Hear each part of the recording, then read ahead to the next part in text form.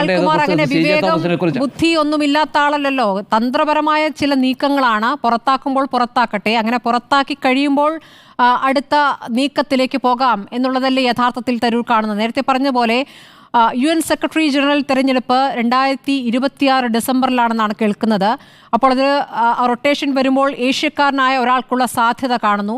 അങ്ങനെ ഏഷ്യക്കാരനായ ഒരാൾ വരുമ്പോൾ തരൂർ യോഗ്യനാണ് എന്ന രൂപത്തിൽ ഇവിടെ ഇന്ത്യക്ക് അങ്ങനെ ഒരു നിർദ്ദേശം മുന്നോട്ട് വയ്ക്കാനാകുന്നു. ലോകരാഷ്ട്രങ്ങൾ ഇപ്പോൾ സന്ദർശനം ഓപ്പറേഷൻ സിന്ദൂറിന് ശേഷവും റഷ്യയിലേക്കടക്കം തരൂർ പോയ കാഴ്ച നമ്മൾ കണ്ടതാണല്ലോ. അങ്ങനെ പിന്തുണ നേടുക, ലോകരാഷ്ട്രങ്ങളുടെ പിന്തുണ നേടുക, എന്നിട്ട് ആ സ്ഥാനത്തെത്തുക, അതാണോ തരൂർ ലക്ഷ്യപ്പെടുന്നത്? ഇപ്പോൾ മോദിയുടെ കാലത്ത് ഇവിടെ നിന്നൊരു UN സെക്രട്ടറി ജനറൽ ഉണ്ടാകുന്നു എന്ന് പറയുന്നത് മോദി സർക്കാരിന് നേട്ടമാണ്, BJPയുടെ ഭാഗമാകേണ്ടതുമില്ല. അല്ല, താങ്കൾ പറഞ്ഞതുപോലെ ഏഷ്യയിലേക്ക് ജനറൽ സെക്രട്ടറി സ്ഥാനം വരുന്നു എന്നുള്ളതാണല്ലോ, UN സെക്രട്ടറി ജനറൽ സ്ഥാനം വരുന്നു എന്നുള്ളതാണല്ലോ ഇവിടുത്തെ പ്രശ്നം. ഞാൻ അതിനൊരു ചെറിയ ചരിത്രം പറയാം. പണ്ട് ഡോക്ടർ മൻമോഹൻ സിംഗ് ഇന്ത്യയുടെ പ്രധാനമന്ത്രി ആയിരുന്നപ്പം ശശി തരൂരിനെ നമ്മുടെ റെപ്രസെൻറ്റേറ്റീവ് ആക്കി വെച്ചു. അന്ന് അദ്ദേഹത്തിന് വലിയ പോപ്പുലർ വോട്ട് അതിനകത്ത് കിട്ടി. അദ്ദേഹത്തിന് ജയിക്കാൻ പറ്റാതെ പോയതിൻ്റെ, അതിന് ആ പറയുന്ന ജനറൽ അസംബ്ലിയുടെ തെരഞ്ഞെടുപ്പിലേക്ക് വരാത്ത പോലും പോയതിന് കാരണം സെക്യൂരിറ്റി കൗൺസിലിൽ ഒരു വീറ്റോ വന്നു എന്നുള്ളതാണ്. അദ്ദേഹം എക്സ്പെക്ട് ചെയ്ത വീറ്റോ അല്ല വന്നത്. അതാണ് ശശി തരൂർ എക്സ്പെക്ട് ചെയ്ത വീറ്റോ ചൈനീസ് വീറ്റോ ആയിരുന്നു. പക്ഷേ വീറ്റോ വന്നത് യുണൈറ്റഡ് സ്റ്റേറ്റ്സിന്റെ ഭാഗത്തായിരുന്നു. അത് ഭയങ്കര സർപ്രൈസിംഗ് ആയിരുന്നു. അതിന് പുള്ളി കൊടുത്ത മറുപടി, United States did not want a very good secretary general, a powerful secretary general എന്നാണ് പറഞ്ഞത്. ഇപ്പൊ അദ്ദേഹം പ്രതീക്ഷിക്കുന്നത് യുണൈറ്റഡ് സ്റ്റേറ്റ്സ് നമ്മുടെ അടുത്ത് നിൽക്കുമെന്ന. ഞാൻ പ്രതീക്ഷിക്കുന്നത് അങ്ങനെ ഒരു അവസ്ഥ ഉണ്ടായാലും ഇപ്പോഴത്തെ അവസ്ഥയിൽ ഒരു ചൈനീസ് വീറ്റോ വരുമെന്നാണ് ഞാൻ കരുതുന്നത്. അപ്പൊ അദ്ദേഹത്തിന് അങ്ങനെ അത് അംബീഷ്യസ് ആയിട്ട് നിന്നിട്ട് വലിയ കാര്യമുണ്ടെന്ന് എനിക്ക് വ്യക്തിപരമായി തോന്നുന്നില്ല. കാര്യം അതിനകത്ത് ഒരു ക്ലാരിറ്റി വരണമെന്ന് തോന്നുന്നു. കാര്യം ഇന്ത്യ ചൈന റിലേഷൻഷിപ്പിൽ ഒരു ഇന്ത്യക്കാരനായ ഒരാളെ ഇന്ന് UN സെക്രട്ടറി ജനറലായിട്ട് മുന്നോട്ട് കൊണ്ടുപോകാൻ ചൈന അംഗീകരിക്കുമെന്ന് ശശി തരൂരിന്റെ ഡിപ്ലോമാറ്റിക് സ്കില്ല് ഉപയോഗിച്ചില്ലെങ്കിൽ ഒരു ഇച്ചിരി ലോജിക് ആലോചിച്ച് കഴിഞ്ഞാൽ ആലോചിക്കേണ്ടതായിട്ടുണ്ടെന്നുള്ളത് ഒരു ഭാഗം. ഇനി നമുക്ക് നമ്മുടെ രാഷ്ട്രീയത്തിലേക്ക് വരാം. നോക്കൂ, ഇന്ത്യയിലേക്ക് വരുന്നതിന് മുമ്പ് ലോകപ്രശസ്തനായ മാധ്യമപ്രവർത്തനാണ് റിസ്കാൻ, അൽ ജസീറയുടെ തലവനായിരുന്നു. അദ്ദേഹത്തിന് കൊടുത്ത 1-on-1 ഒരു ഇന്റർവ്യൂവിന് അദ്ദേഹം ശശി തരൂർ പറയുന്നുണ്ട് അദ്ദേഹത്തിന്റെ ലക്ഷ്യം എന്താണ്, what is the purpose of his life എന്ന ചോദ്യത്തിന് അദ്ദേഹം പറയുന്നത് living smudgy thumbprint in the footnotes of the pages of history എന്നാണ്. അദ്ദേഹം എന്താണ് ഇവിടെ വെച്ചിട്ട് പോയതെന്ന് എനിക്ക് മനസ്സിലായി. ഇത്രയും വലിയ വാചകം പറഞ്ഞ, ചരിത്രത്തിന്റെ താളുകളിലേക്ക് കയറി ചെല്ലാൻ ആഗ്രഹിച്ച ഒരാള് ഡോക്ടർ മൻമോഹൻ സിംഗ് അവിടുന്ന് വിളിച്ച് ഈ പറയുന്ന സെക്രട്ടറി ജനറൽ ആകണമെന്നുള്ള അംബീഷ്യസ് ആയിട്ടുള്ള ഇന്ത്യൻ മൂവിനെ അല്ലെങ്കിൽ തരൂറിന്റെ മൂവിനെ മൊത്തത്തിൽ ഡിഫീറ്റ് ചെയ്ത യുണൈറ്റഡ് സ്റ്റേറ്റ്സും അതിനെ കോംപ്രമൈസ് ചെയ്യുന്ന അല്ലെങ്കിൽ കോമ്പൻസേറ്റ് ചെയ്യുന്ന രീതിയിൽ ഡോക്ടർ സിംഗ് അദ്ദേഹത്തിനെ റീപ്ലേസ് ചെയ്ത് നല്ലൊരു സ്ഥാനം കൊടുത്തു. കേരളത്തിൽ അന്നുണ്ടായ പ്രശ്നം എന്താ? കേരളത്തിൽ ഡൽഹി നായര്, ഈ പറയുന്ന വെളുത്ത നായര്, ലോകത്തില്ലാത്ത പ്രശ്നങ്ങളെല്ലാം ഉണ്ടായപ്പോഴും ഡോക്ടർ മൻമോഹൻ സിംഗ് അദ്ദേഹത്തിന്റെ കൂട്ടത്തിൽ നിന്ന് അദ്ദേഹത്തിനെ ലിഫ്റ്റ് ചെയ്തുകൊണ്ട് വന്നു. മന്ത്രിസ്ഥാനം ഇന്ത്യയുടെ ചരിത്രത്തിൽ ഇങ്ങനെ ആർക്കാണ് MOS സ്ഥാനമൊക്കെ ആദ്യം കൊടുക്കുന്നത്? വിദേശകാര്യ വകുപ്പൊക്കെ ആദ്യം കൊടുക്കുന്ന ആരാണ്? മിനിസ്റ്റർ ഓഫ് സ്റ്റേറ്റ്സ് ആണ് കൊടുത്തത്. എഗ്രീഡ്.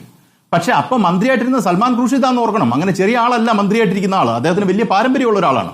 അങ്ങനെ ലിഫ്റ്റ് ചെയ്തുകൊണ്ട് വന്ന ഒരു പാരമ്പര്യം ഈ പറയുന്ന ശശി തരൂറിനുണ്ട്. അപ്പൊ ശശി തരൂറിന്റെ കൂട്ടത്തിൽ കോൺഗ്രസ് നിന്നിട്ടുണ്ടോ എന്നുള്ള ചോദ്യത്തിൽ നമുക്ക് ഒരു കാരണവശാലും നിഷേധിക്കാൻ പറ്റാത്ത രീതിയിൽ നമ്മളൊരു ലോജിക്കൽ മാൻ ആണെങ്കിൽ ഉണ്ട് എന്ന് തന്നെ പറയണം. നമ്മുടെ അപ്പുറത്ത് നിൽക്കുന്ന, എന്റെ രാഷ്ട്രീയവുമായിട്ട് ഒരു യോജിപ്പും ഇല്ലാത്ത ഒരാളാണ് ശശി തരൂർ. പക്ഷെ നമ്മൾ കാര്യം പറയുമ്പോൾ സത്യം പറയണമല്ലോ. അപ്പം അദ്ദേഹത്തെ ഹെൽപ്പ് ചെയ്തിട്ടുണ്ടോ? അടുത്ത ഒരു സ്റ്റേജ്, അദ്ദേഹം കോൺഗ്രസിന്റെ പ്രസിഡന്റ് ആകാനായിട്ട് ശ്രമിക്കുന്നു. അന്ന് ഈ പറയുന്ന പൊടിപ്പാറ സാർ പറയുന്നത് പോലെ ഞാൻ അദ്ദേഹത്തിനെ സപ്പോർട്ട് ചെയ്തതാണ്. അത് ജയിക്കും എന്നുള്ളത് കൊണ്ടല്ല, തരൂർ ജയിക്കില്ല എന്ന് എല്ലാവർക്കും അറിയാമായിരുന്നു. പക്ഷേ ഒരു ഡെമോക്രാറ്റിക് എക്സസൈസ് അതിനകത്ത് നടക്കട്ടെ. ആ ഡെമോക്രാറ്റിക് എക്സസൈസ് കോൺഗ്രസിനകത്ത് നടക്കുന്നതുകൊണ്ടുള്ള ഗുണം യഥാർത്ഥത്തിൽ നമുക്കെല്ലാമാണ്. കാര്യം മതനിരപേക്ഷ ചേരി ഇച്ചിലൂടെ കോൺഗ്രസിനെ സ്ട്രെങ്തൻ ചെയ്യാൻ പറ്റുമെങ്കിൽ രാജ്യത്ത് നരേന്ദ്രമോദി ഇറക്കി വിടാൻ പറ്റും എന്നുള്ള പ്രതീക്ഷ കൊണ്ടാണ് നമ്മളിത് പറയുന്നത്. അതല്ലാതെ അപ്പുറത്തേക്കുന്ന മല്ലികാർജ്ജുന ഖാർഗെയോടോ അല്ലെങ്കിൽ വേറൊരാളോടോ എതിർപ്പുള്ളതുകൊണ്ടല്ല പറഞ്ഞത്. ഇപ്പൊ ഞാൻ തിരിച്ചാലോചിക്കുകയായിരുന്നു, അദ്ദേഹം കോൺഗ്രസ് പ്രസിഡന്റ് ആയിരുന്നെങ്കിൽ എന്തായിരുന്നേനും സ്ഥിതി? ഇപ്പൊ കുറച്ച് കാലങ്ങളായി താങ്കൾ സൂചിപ്പിച്ചതുപോലെ, ഇവിടെ സണ്ണിക്കുട്ടി ബാക്കിയുള്ളവരെല്ലാം സൂചിപ്പിച്ചതുപോലെ, അദ്ദേഹം പണിയെടുക്കുന്നത് BJPക്ക് വേണ്ടിയിട്ട് മാത്രമാണ്. Once a blue eyed boy of Kofi Annan became the blue eyed boy of Modi എന്ന് പറയുന്ന അവസ്ഥയായി. അദ്ദേഹം പറയുന്ന കാര്യങ്ങളെല്ലാം മോഡിക്ക് അനുകൂലമായ എല്ലാ കാര്യങ്ങളും. ഇതിനകത്തൊരു പ്രശ്നമുണ്ട് സ്മൃതി, ഞാൻ പറഞ്ഞുതരാം. അദ്ദേഹം ഉദ്ദേശിക്കുന്ന ഒരു ഇന്റലിജന്റ് ട്രിക്ക് ഉണ്ട്. എന്താണ്? രാജ്യത്തിന് വേണ്ടി നിൽക്കുന്നു.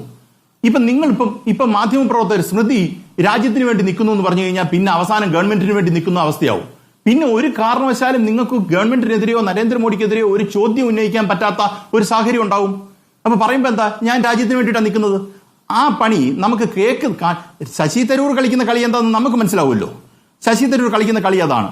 ഈ പറയുന്ന പെഹൽഗാം അറ്റാക്കുമായിട്ട് ബന്ധപ്പെട്ട് ഇന്റലിജൻസ് ഫെയിലിയറും സെക്യൂരിറ്റി ഫെയിലിയറും ഉണ്ടായെന്ന് നമുക്ക് വ്യക്തമായി അറിയാം. നമ്മൾ കഴിഞ്ഞ പ്രാവശ്യത്തെ ഈ വിഷയവുമായിട്ട് ബന്ധപ്പെട്ട ചർച്ചയ്ക്ക് ഇരുന്നപ്പം ഒരു ഹണിമൂൺ പീരീഡ് ഇതിനുണ്ട്. അത് കഴിഞ്ഞ് നമ്മൾ ചോദ്യം ചോദിക്കണമെന്ന് പറഞ്ഞല്ലോ, ഇല്ലേ? ഇന്റലിജൻസ് ഫെയിലിയറും ഈ പറയുന്ന സെക്യൂരിറ്റി ഫെയിലിയറുമായിട്ട് ബന്ധപ്പെട്ട ഈ സർക്കാരിനോട് ആർക്കെങ്കിലും എന്തെങ്കിലും ചോദിക്കാൻ പറ്റിയോ? കോൺഗ്രസിന് പോലും ചോദിക്കാൻ പറ്റാത്ത സാഹചര്യത്തിൽ രാഹുൽ ഗാന്ധി ചോദിച്ചപ്പോൾ അതിനെ ഖണ്ഡിച്ചുകൊണ്ടുള്ള പ്രതികരണം വന്നു. അതാണ് പ്രശ്നം, അതാണ്. അപ്പൊ ചുരുക്കത്തിൽ പറഞ്ഞാൽ നിങ്ങളുടെ അകത്ത് നിന്ന് തന്നെ യുദ്ധം ചെയ്താൽ എങ്ങനെ ഇരിക്കും? അത് ഞാൻ ഉദാഹരണം പറയാം. പാണ്ഡവ കൗരവ യുദ്ധത്തിൽ ശ്രീകൃഷ്ണൻ നിന്നത് കൗരവരോടൊപ്പം ആയിരുന്നുവെങ്കിൽ എന്തായിരുന്നേനെ കൗരവരുടെ സ്ഥിതി? കൗരവർ പെട്ടെന്ന് തോറ്റേനെ. ആ പണിയാണ് ഇവിടെ ചെയ്തുകൊണ്ടിരിക്കുന്നത് ശശി തരൂർ. ദുര്യോധനന്റെ അടുക്കൽ കൃഷ്ണൻ എങ്ങനെ സഹകരിക്കുമായിരുന്നോ അതേ സഹകരണമാണ് ഈ മനുഷ്യൻ നടത്തിക്കൊണ്ടിരിക്കുന്നത്. നമ്മൾ ഒരു പൊളിറ്റിക്കൽ മൊറാലിറ്റി എന്ന് പറഞ്ഞൊരു കാര്യമില്ലേ? ഞാനിപ്പോൾ ഒരു പ്രസ്ഥാനവുമായിട്ട് ചേർന്ന് നിൽക്കുന്നു, അല്ലെങ്കിൽ പ്രസ്ഥാനവുമായിട്ട് ആശയവുമായിട്ട് ചേർന്ന് നിൽക്കുന്നു.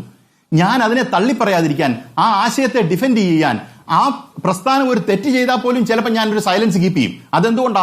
ആ ആശയത്തോടുള്ള സ്നേഹം കൊണ്ടാ. ഇത് രാവിലെ തൊട്ട് വൈകുന്നേരം വരെ ആർട്ടിക്കിൾ എഴുതുക, ലോകത്തില്ലാത്തവർക്കെല്ലാം ഇത് കൊടുക്കുക.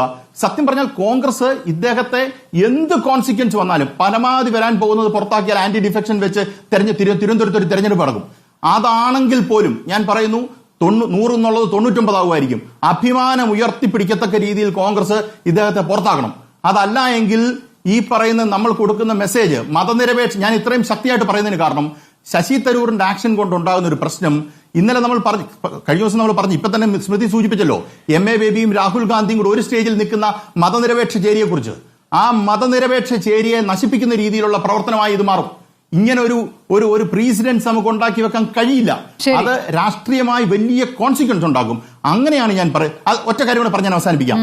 ഇതിനെതിരെ അദ്ദേഹത്തിനെതിരെ ആക്ഷൻ എടുക്കാൻ കഴിയുമോ എന്ന് ചോദിച്ചാൽ നിർബന്ധമായും ആക്ഷൻ എടുക്കാൻ കഴിയും. ഒറ്റ കാര്യം എന്നെ കേൾക്കുന്നവർ ആലോചിച്ചാൽ മതി. ശശി തരൂർ CPM-ലായിരുന്നെങ്കിൽ ഇപ്പൊ അദ്ദേഹം CPM കാണുമായിരുന്നോ? CPM കാണില്ല. അദ്ദേഹം ആഗോള പൗരനല്ല, അതിനെക്കാട്ടിലും വലിയ പൗരനാണെങ്കിലും CPM അദ്ദേഹത്തെ പുറത്താക്കിയിരിക്കും. നിങ്ങൾ എത്ര കുറ്റം ആ പാർട്ടിയെ കുറിച്ച് പറഞ്ഞാലും പുറത്താക്കിയിരിക്കും. അത് തരൂരിനൊന്നും അല്ല, സോമനാഥ് ചാറ്റർജിയെ പുറത്താക്കിയ ഈ കമ്മ്യൂണിസ്റ്റ് പാർട്ടിയുടെ നെഞ്ചോടടക്കി പിടിച്ച് നിന്ന മനുഷ്യനാണ് സോമനാഥ് ചാറ്റർജി. ആ ചാറ്റർജിയെ പുറത്താക്കി. പിന്നാണ് ശശി തരൂർ. അത്രയും ബന്ധം ഒരു കാരണവശാലും കോൺഗ്രസിന് ശശി തരൂരിനോടില്ല. നിർബന്ധമായും തിരുവനന്തപുരം തോറ്റാലും ഈ പറയുന്ന ലോകത്തിലെ ഇന്ത്യയിലെ മൊത്തം സീറ്റ് തോറ്റാലും അയാൾക്ക് കൊടുക്കേണ്ട മെസ്സേജ് പുറത്താക്കുക എന്നുള്ളതാണ്. നിർബന്ധമായി അയാളെ പുറത്താക്കണം. ശരി, ആ മെസ്സേജ് കൊടുക്കാനുള്ള സമയം കാത്തിരിക്കുകയാണോ കോൺഗ്രസ് എന്ന ചോദ്യം അവിടെ നിൽക്കുന്നു. ഈ ലേഖനം വായിച്ചിട്ടില്ല എന്ന് പ്രിയങ്ക ഗാന്ധി ഇന്ന് പറയുന്നു. ഇന്നല്ലെങ്കിൽ നാളെ വായിക്കുമല്ലോ. ആ ലേഖനം മാത്രമല്ലല്ലോ, ഇതുവരെ കുറച്ചു കാലങ്ങളായി തരൂർ ചെയ്തുകൊണ്ടിരിക്കുന്ന കാര്യങ്ങൾ, അതിന്മേൽ കോൺഗ്രസ് എന്ത് നിലപാടെടുക്കും? തലസ്ഥാനത്ത് തിരുവനന്തപുരത്ത് ഇപ്പോൾ തരൂർ പോവുകയാണെങ്കിൽ, തരൂരിനെ പുറത്താക്കുകയാണെങ്കിൽ പകരം ആര് എന്ന ആലോചനയിലേക്ക് യഥാർത്ഥത്തിൽ കോൺഗ്രസ് കടന്നിട്ടുണ്ടോ എന്ന ചോദ്യമുണ്ട്.